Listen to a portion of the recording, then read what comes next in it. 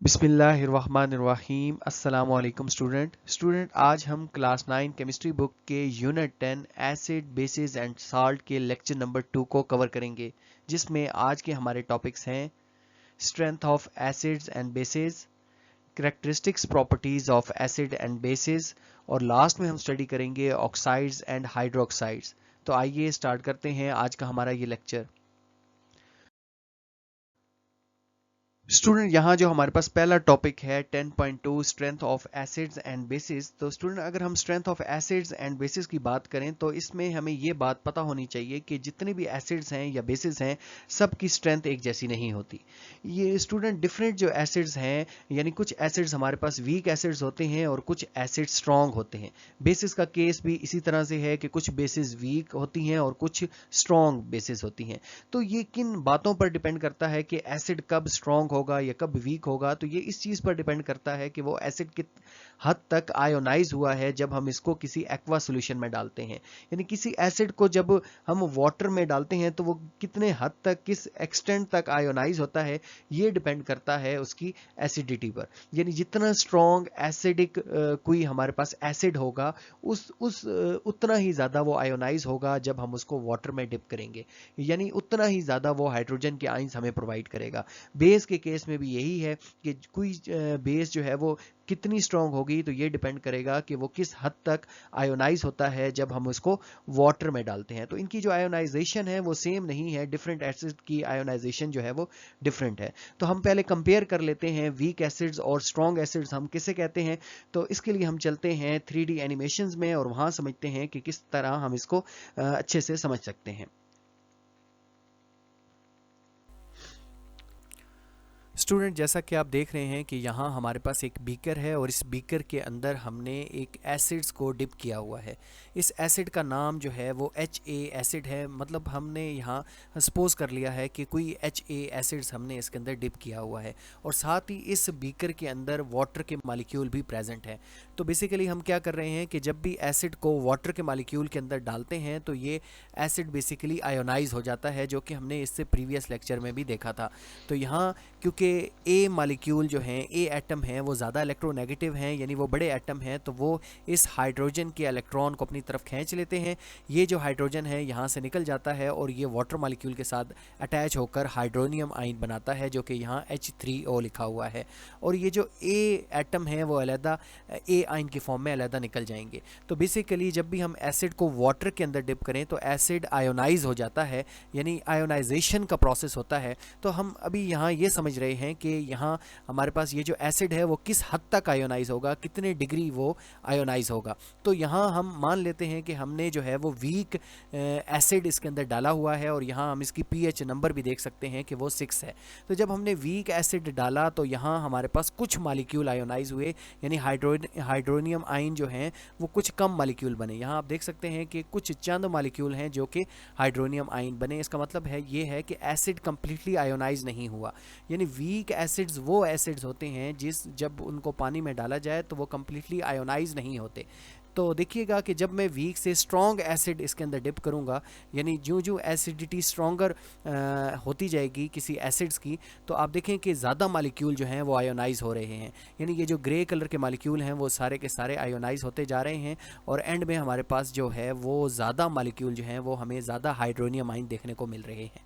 इसका मतलब ये हुआ कि जो स्ट्रॉन्ग एसिड होगा वो कम्प्लीटली या मैक्सिमम हद तक जो है वो आयोनाइज होता है, जबकि वीक एसिड जो है वो इतने ज़्यादा आयोनाइज नहीं होते। तो यही स्टूडेंट डिफरेंस है कि जो स्ट्रॉन्ग एसिड होता है वो ज़्यादा आयोनाइज होता है। आप यहाँ भी देख सकते हैं pH स्केल की मदद से भी कि जो स्ट्रॉन्ग एसिड हैं उनकी pH नंबर जो है वो मतलब वो उनका pH नंबर जो है वो छोटा है, वो 2 है।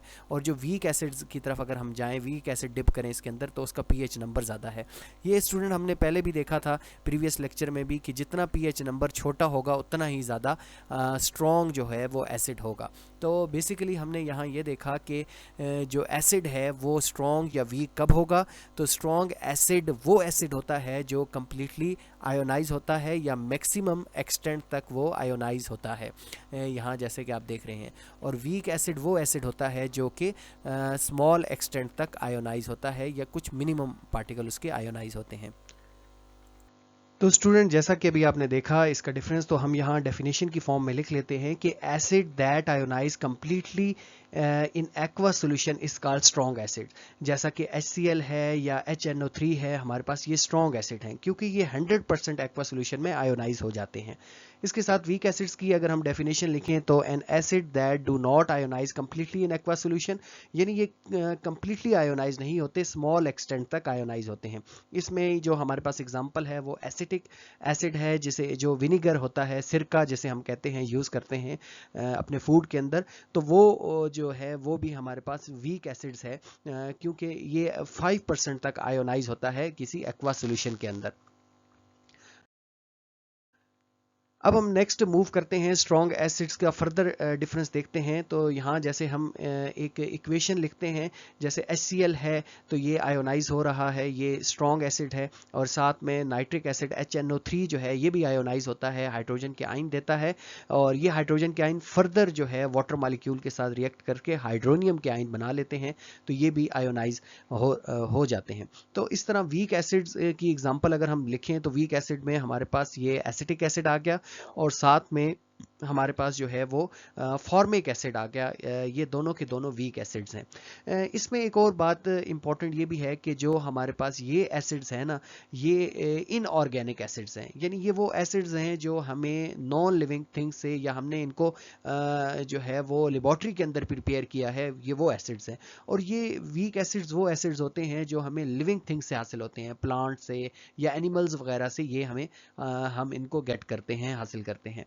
तो स्ट्रॉन्ग एसिड्स वो एसिड्स होते हैं जिनको हमने लेबॉर्ट्री के अंदर प्रिपेयर किया, और ये इनऑर्गेनिक एसिड्स होते हैं। इसमें एक और डिफरेंस आप ये भी लिख सकते हैं। और वीक एसिड्स वो एसिड्स होते हैं जो ऑर्गेनिक होते हैं। अब हमें कैसे पता चलेगा कि ये ऑर्गेनिक है कि नहीं? बहुत सिंपल है, अगर कार्बन के एटम आ रहे हैं किसी एसिड्स के अंदर तो वो जो है वो ऑर्गेनिक एसिड होगा और वो वीक एसिड होगा। अगर कार्बन के एटम नहीं है तो आप यहाँ देख सकते हैं तो वो स्ट्रॉन्ग एसिड्स होंगे। अब हम मूव करते हैं अपनी नेक्स्ट स्लाइड की तरफ। स्टूडेंट यहाँ बिल्कुल वैसे ही जिस तरह अभी हमने पीछे देखा कि एसिड्स की स्ट्रेंथ देखी, अब हम बेसिस की देख लेते हैं। तो कुछ हमारे पास बेसिस स्ट्रॉन्ग बेसिस होती हैं और कुछ वीक बेसिस होती हैं। तो अगर हम स्ट्रॉन्ग बेस की बात करें तो स्ट्रॉन्ग बेस वही बिल्कुल एसिड की तरह ही है कि a base that ionize completely in aqua solution is called strong base. जो कम्प्लीटली आयोनाइज हो जाती है वो स्ट्रॉन्ग बेस होती है, जिसमें सोडियम हाइड्रोक्साइड है, पोटेशियम हाइड्रोक्साइड है, ये 100% एक्वा सोल्यूशन में आयोनाइज हो जाते हैं। इसको हम यहाँ फिगर में भी देख सकते हैं कि स्ट्रॉन्ग बेस हमने यहाँ रखा हुआ है, और स्ट्रॉन्ग बेस इस बीकर के अंदर डिप की है, जिसकी जो बेसिक pH वैल्यू है वो है 12। तो आप देख रहे हैं कि जो मॉलिक्यूल हैं वो कम्प्लीटली आयोनाइज हुए हैं, यानी आपको ग्रे कलर का मॉलिक्यूल यहाँ कोई नहीं नज़र आ रहा। ये सारे के सारे मॉलिक्यूल जो हैं वो हाइड्रोक्सल आइन और ये M आइन जो हैं इसमें कन्वर्ट हो चुके हैं, यानी ये कम्प्लीटली आयोनाइज हो चुके हैं। तो इस तरह हम इसको स्ट्रॉन्ग बेस कहेंगे।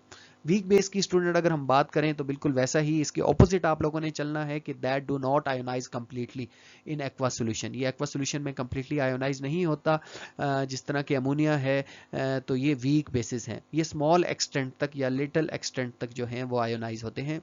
इसमें आप देख सकते हैं कि अब बीकर में हमने वीक बेस डाली है जिसका pH नंबर 8 है। तो आप देखें कि ये जो बी के मॉलिक्यूल हैं ये कोई बेस है हमारे पास, जब हमने वाटर के अंदर डाली तो ये कम्प्लीटली आयोनाइज नहीं, कुछ स्मॉल एक्सटेंट तक जो है मॉलिक्यूल आयोनाइज हुए हैं। हाइड्रोक्सल आइन आपको बहुत थोड़े नज़र आ रहे हैं, ये गिने चुने हैं।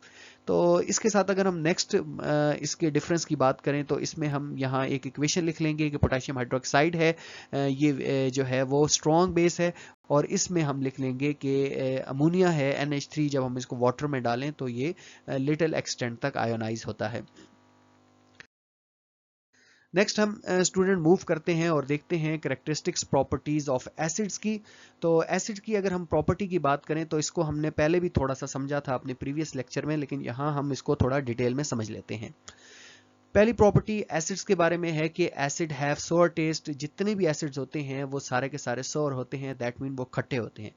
इसके साथ अगर हम दूसरी प्रॉपर्टी की बात करें कि acid change the colour of blue litmus paper two red. तो ब्लू लिटमस पेपर जैसा कि आप यहाँ देख रहे हैं कि जब हम इसको एसिड के अंदर डिप करते हैं तो ये रेड कलर में चेंज हो जाता है, टर्न हो जाता है। इसके बाद थर्ड पॉइंट की अगर हम बात करें तो acid react with metal and crude them. Acid की ये खूबी है कि वो मेटल के साथ रिएक्शन करते हैं, और साथ में जब मेटल के साथ ये रिएक्शन करते हैं तो हमें गिव में आउटपुट में जो साल्ट और हाइड्रोजन गैस देते हैं।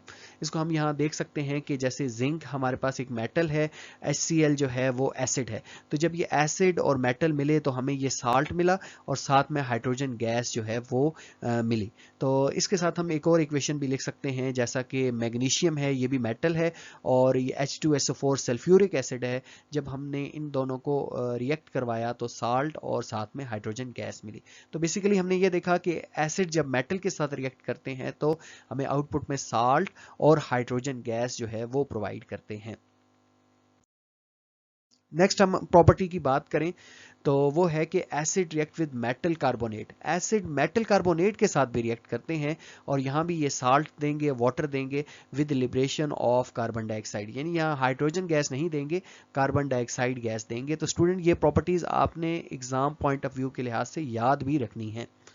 तो देखें कि जैसे यहाँ सोडियम कार्बोनेट है, तो जब हम इसको एसिड में डिप करते हैं तो यहाँ साल्ट, वाटर और कार्बन डाइऑक्साइड जो है वो रिलीज होती है, वो हमें आउटपुट में प्रोडक्ट के तौर पर मिलती है। जस्ट आपने इसको एज इट इज़ याद कर लेना है एग्जाम पॉइंट ऑफ व्यू से। और एक और हमारे पास है कैल्शियम कार्बोनेट है, ये भी मेटल के कार्बोनेट हैं, क्योंकि यहाँ सोडियम भी मेटल है और कैल्शियम भी मेटल है। ये कैल्शियम के कार्बोनेट जो होते हैं इसको हम लाइमस्टोन या मार्बल भी कहते हैं। जब ये देखें कि H2SO4 यहाँ होना चाहिए था, एसिड पूरा नेम इसका है, ये जब इसमें डिजोल्व होंगे तो हमारे पास कैल्शियम के सल्फेट, वाटर और कार्बन डाइऑक्साइड के मॉलिक्यूल देंगे। इसके साथ जो फिफ्थ प्रॉपर्टी है वो ये है कि acid combine with base to produce salt and water. ये बड़ी इंपॉर्टेंट एक प्रॉपर्टी है कि एसिड बेस के साथ भी कंबाइन होते हैं, और जब बेस के साथ कंबाइन एसिड्स हों इस प्रोसेस को न्यूट्रलाइजेशन रिएक्शन भी कहते हैं, और इसके रिजल्ट में हमें प्रोडक्ट क्या मिलती है जी, साल्ट एंड वाटर जो है इसकी प्रोडक्ट होती है। जैसा कि आप यहाँ देख रहे हैं कि बेस है सोडियम हाइड्रोक्साइड और साथ में एसिड HCl, जब ये दोनों कंबाइन हुए तो NaCl मिला और साथ में वाटर के मॉलिक्यूल मिले। अब नेक्स्ट हम मूव करते हैं जी। स्टूडेंट यहाँ हमारे पास 10.4 कैरेक्टरिस्टिक्स प्रॉपर्टीज ऑफ बेसिस हैं, और इसमें हम बेसिस की कुछ कैरेक्टरिस्टिक्स प्रॉपर्टीज को देख लेते हैं। तो पहली प्रॉपर्टी जो हमारे पास है कि बेसिस हैव बिटर टेस्ट। तो जितनी भी बेसिस होती हैं ये सारी की सारी टेस्ट में बिटर होती हैं। सेकंड पॉइंट की बात करें तो जो कि है कि base change the colour of red litmus paper two blue. जो बेसिस होती हैं वो रेड लिटमस पेपर को ब्लू में चेंज कर देती हैं, जैसा कि आप यहाँ फिगर में भी देख सकते हैं। थर्ड पॉइंट की अगर हम बात करें तो aqueous solution of basis have slippery touch. अगर आप बेसिस को पानी में डाल दें तो ये स्लिपरी टच प्रोवाइड करती हैं, जैसा कि आप यहाँ देख सकते हैं कि जो सोप वगैरह होते हैं जब ये पानी के साथ मिलते हैं तो ये स्लिपरी टच हमें प्रोवाइड करते हैं। इसके साथ 4 पॉइंट की बात करें तो ये बिल्कुल वैसा ही है जो अभी हमने प्रीवियस में देखा कि एसिड कंबाइन होते हैं बेसिस के साथ, यानी बेसिस और एसिड्स आपस में कंबाइन होकर जो है न्यूट्रलाइजेशन प्रोसेस करते हैं, जिसके रिजल्ट में साल्ट और वाटर जो है वो हमें मिलता है। इसके साथ हम 5 और इसके पॉइंट की तरफ जाएं तो जो कि है कि base decompose ammonium salt. Base जो है वो डिकम्पोज हो जाती है अमोनियम साल्ट में on heating and liberate ammonia gas. जब हम इसको हीट करें तो बेस जो है वो अमोनिया साल्ट में कन्वर्ट हो जाती है। तो यहाँ जैसे कि आप देख सकते हैं कि जो बेस है हमारे पास NaOH, जब हमने इसको अमोनियम साल्ट के साथ रिएक्ट करवाया तो रिजल्ट में हमें साल्ट मिला, अमोनिया मिला और वाटर जो है वाटर के मॉलिक्यूल मिले। तो स्टूडेंट अब हम मूव करते हैं नेक्स्ट अपने लास्ट टॉपिक की तरफ, which is oxides and hydroxides. Student जैसा कि यहाँ हमारे पास एक इक्वेशन लिखी है कि जब भी हम किसी मेटल को ऑक्सीजन के साथ रिएक्ट करें तो ये मेटल के ऑक्साइड्स बनते हैं। मेटल एटम जो हैं वो फर्स्ट ए, सेकंड ए या थर्ड ए ग्रुप के जो मेटल्स हैं उनको जब हम ऑक्सीजन के साथ रिएक्ट करवाएंगे तो वो उनके मेटल्स के ऑक्साइड बनेंगे, जैसा कि आप यहाँ देख रहे हैं कि सोडियम का ऑक्साइड बना हुआ है। इसको हम लिख भी सकते हैं अपने पास कि metal oxides are formed by the reaction of metals with oxygen. जब इस मेटल ऑक्साइड को फर्दर हम वाटर मॉलिक्यूल में डिप करें तो ये मेटल्स के हाइड्रो ऑक्साइड्स हमें प्रोवाइड करेंगे, यानी ये मेटल्स ऑक्साइड बन गए। अब हमने इस मेटल ऑक्साइड को क्या करना है, वाटर के मॉलिक्यूल में डालना है, तो ये मेटल्स के हाइड्रो ऑक्साइड्स बने। तो यहाँ हमने ऑक्साइड्स और हाइड्रो ऑक्साइड्स की स्टडी करनी है अपने इस स्लाइड्स में। तो यहाँ इस रिएक्शन को आप फर्दर भी समझ सकते हैं कि ये कुछ इस तरह हुआ कि यहाँ सोडियम और ऑक्सीजन के मालिक्यूल जो है वो आयनाइज हुए, अलग-अलग हुए, और यहाँ हाइड्रोजन और हाइड्रोक्सल आयन जो है वो अलग हुए। रिजल्ट में हम कह सकते हैं कि सोडियम जो है वो OH आयन के साथ रिएक्ट कर गया, और ऑक्सीजन जो है वो हाइड्रोजन के साथ मिलकर वाटर मालिक्यूल बन गए। तो इसको हम ये इस तरह से कह सकते हैं कि मेटल ऑक्साइड्स और हाइड्रो ऑक्साइड्स, जितने भी मेटल्स के ऑक्साइड्स हैं या मेटल्स के हाइड्रो ऑक्साइड्स हैं, वो सारे के सारे बेसिक होते हैं नेचर्स में। लेकिन कुछ ऐसे ऑक्साइड्स हैं मेटल्स के या हाइड्रो ऑक्साइड्स हैं जो पानी के साथ रिएक्ट नहीं करते, और जो वाटर के साथ रिएक्ट नहीं करते वो बेसिक भी नहीं है, जिसमें एल्यूमिनियम हाइड्रोक्साइड हो गया, जिंक हाइड्रोक्साइड्स हो गया, या जिंक के ऑक्साइड्स हो गए। तो ये कुछ ऐसे भी हमारे पास ऑक्साइड्स हैं या हाइड्रोक्साइड्स हैं जो कि नॉट बेसिक हैं इन नेचर, और वो इस वजह से क्योंकि वो वाटर के साथ रिएक्ट नहीं करते। तो स्टूडेंट, आज का लेक्चर जो है वो अपने इख्तिताम को पहुंचा। अगर आप कोई भी क्वेश्चन हो तो आप कमेंट सेक्शन में लाजमी पूछिए। अपना बहुत ख्याल रखिएगा। इंशाल्लाह हमने इसके साथ ही इस 10 यूनिट को ख़त्म किया, और 11 यूनिट में मिलते हैं एक नई वीडियो के साथ। अल्लाह हाफिज़।